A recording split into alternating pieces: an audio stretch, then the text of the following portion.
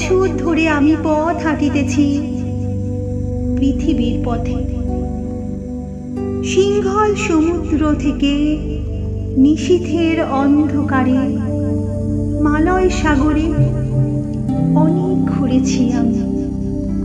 বিম্বিসার অশোকের ধূসর জগতে সেখানে ছিলাম আমি। আরো দূর অন্ধকারে বিদর্ভ নগরে আমি ক্লান্ত প্রাণ এক। চারিদিকে জীবনের সমুদ্র সফেন আমারে দুদণ্ড শান্তি দিয়েছিল নাটোরের বনলতা সেন।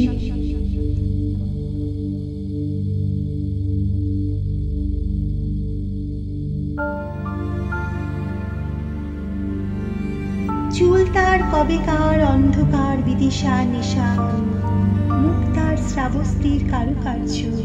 অতি দূর সমুদ্রের পর হাল ভেঙে যে নাবিক হারায়ছে দিশা।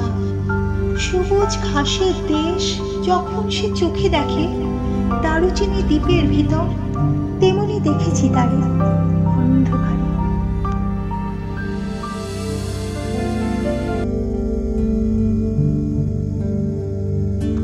বলেছে সে,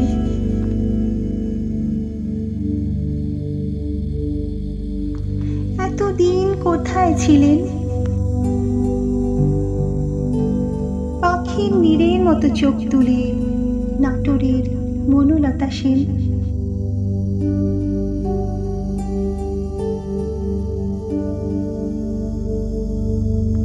সমস্ত দিনের শেষে শিশিরের শব্দের মতন সন্ধ্যা আসে।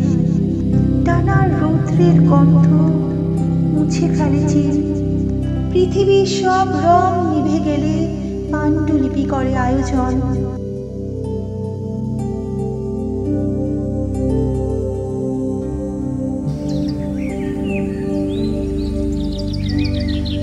তখন গল্পের তরে জোনাকির রঙে ঝিলমিল সব পাখি ঘরে আসে। সব নদী ফুরায় এ জীবনের সব লেনদেন, থাকে শুধু অন্ধকার মুখোমুখি বসিবার বনলতা সেন।